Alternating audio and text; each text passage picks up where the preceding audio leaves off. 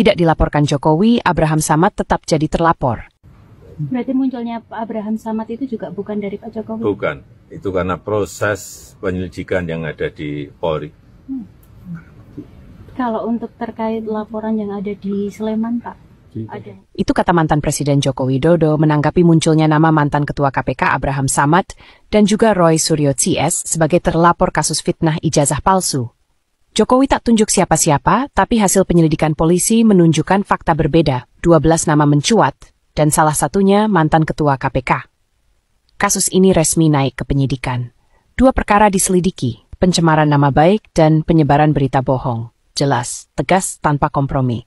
Sylvester Matutina, relawan Jokowi sekaligus pelapor menegaskan fitnah ijazah Jokowi itu gak ada bukti validnya sama sekali. Dan lebih ngeri lagi, Sylvester yakin Roy Suryo CS cuma tinggal tunggu waktu. Udah hampir 11.000 triliun % bakal masuk penjara.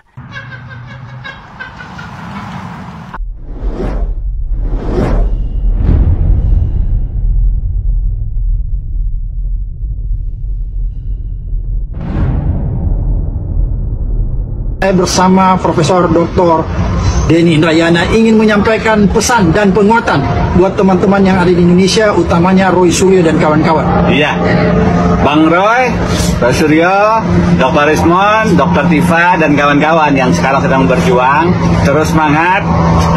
Proses hukum itu bagian dari ujian. Saya dan Bang Abraham Samad pernah pada posisi itu, dan kita tentu harus melawan kriminalisasi yang mengganggu sikap-sikap kritis sebagai warga negara. Terus berjuang, kita akan terus memberikan dukungan. Terima kasih. Selamat malam. Abraham Samad, setelah mengetahui bahwasanya nama Abraham Samad ya termasuk salah satu calon tersangka di kasus ijazah Bapak Joko Widodo, maka Abraham Samad langsung terbang ke Melbourne. Abraham Samad mungkin mengikuti jejak dari Egy Sujana. Kata si Abraham Samad, dari Melbourne malam ini saya bersama Profesor Dr. Denny Indrayana ingin menyampaikan pesan dan penguatan buat teman-teman yang ada di Indonesia, utamanya Roy Suryo dan kawan-kawan. Mat, ngapain ya kau ngasih pesan kepada kawan kau? Memangnya kau nggak pulang lagi? Kenapa melarikan diri kau? Kau bilang kau mau berjuang sama kawan-kawan kau itu sampai titik darah penghabisan, nggak taunya cabut kau ke Melbourne. Kucing kurap juga kau rupanya. Awak pikir kau berani? Rupanya cuma berani koar-koar aja kau. Buktinya sekarang kau di Melbourne. Udah gitu sok pula lagi mau ngasih pesan dan penguatan. Orang kalau berani itu ya hadapi. Ini kau lari dari kenyataan. Begitu mau ditetapkan kau jadi tersangka, cabut kau ke Melbourne. Kau tinggalkan si Roy Suryo dan kawan-kawan. Terus ya, Profesor Dr. Denny Indrayana memberikan dukungan juga. Ya, kata dia, Bang Roy, Roy Suryo, Dr. Rismon, Dr. Tipa, dan kawan-kawan yang sekarang sedang berjuang. Apa yang diperjuangkan kawan kau itu? Berjuang memfitnah mantan presiden. Berjuang membuat keributan di negara Republik Indonesia ini. Dibilang dia terus semangat. Proses hukum itu bagian dari ujian. Saya dan Bang Abraham Samad pernah pada posisi itu.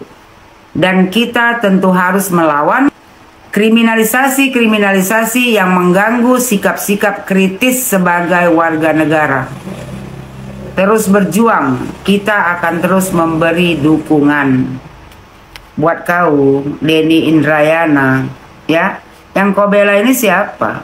Yang dikriminalisasi siapa? Kawan-kawan kau ini yang mengkriminalisasi ya Bapak Joko Widodo. Kawan-kawan kau inilah sesungguhnya kriminalnya. Sama juga dengan kau.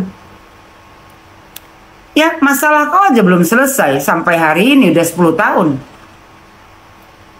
Bos Surya Indonesia, Denny Indrayana ini pada tahun 2011 ya. Dia menjabat sebagai Wakil Menteri Hukum dan HAM. Masa jabatannya 2011 sampai 2014. Karena dia kesandung masalah korupsi. Dia itu kesandung masalah korupsi, yaitu sistem payment gateway untuk pembayaran paspor di Kemenhumkam, sehingga mengakibatkan kerugian negara sebesar 32,4 miliar. Dan sayangnya ya, sampai hari ini kasus dia ini tidak berjalan. Padahal tahun 2015 dia sudah ditetapkan Barreskrim sebagai tersangka, tapi tak pernah disidangkan. Dia ya, si Denny Indrayana ini dilaporkan oleh saudara Andi Samsul Bahri. Kasus dia ini ya sudah dilimpahkan ke Polda Metro Jaya pada tahun 2018, tapi kasusnya ini tidak berjalan sampai hari ini. Buat Polda Metro Jaya, tolonglah Pak, dipercepat dulu ya, tentukan siapa tersangkanya di kasus ijazah Bapak Joko Widodo, biar mereka tidak gampang sekali terbang ke luar negeri. Dan satu lagi Pak, jangan lupa, kasus si Denny Indrayana ini tolong dibuka kembali.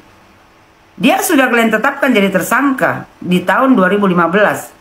Tapi kenapa perkara dia tidak pernah sampai ke pengadilan? Padahal ya, menurut laporan ya kan, semua dokumen dia itu sudah lengkap. Seharusnya sudah bisa ya dimasukkan ke tahap persidangan. Tapi sudah 10 tahun berjalan, kasus dia ini tidak pernah disidangkan. Dia juga bukan cuma kasus ya korupsi yang mengakibatkan kerugian negara 32,4 miliar di masalah payment gateway di Kemenhumkam.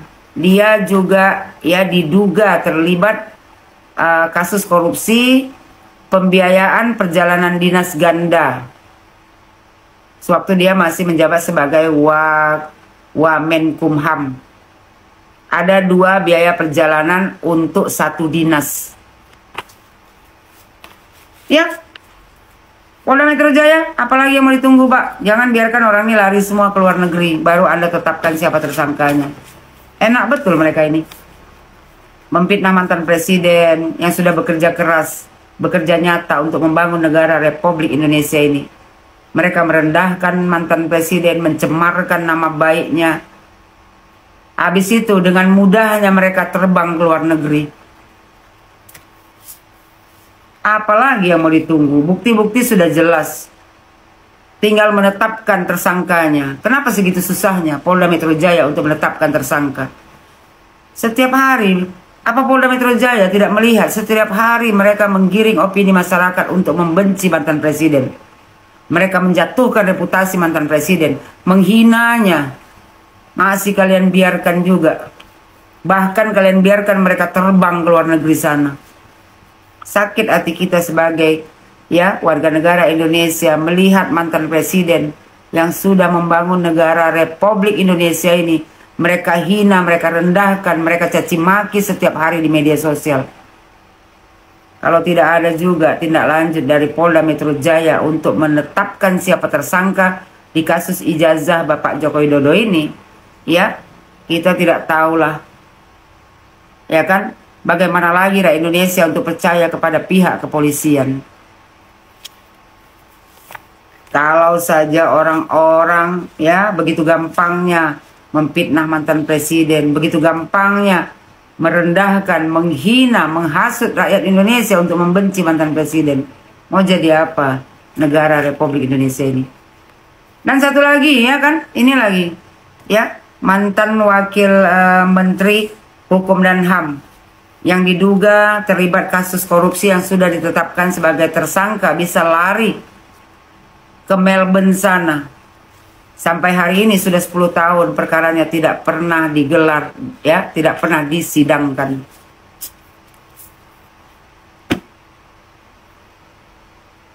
Ya kan? Buat seluruh Indonesia ini yang bicara dua-dua ini adalah kriminal. ya, perkaranya yang satu ini, yang profesor ini, sampai sekarang perkara dia itu masih gantung. Sampai yang melaporkan dia ini pun bingung, ya kan. Udah 10 tahun.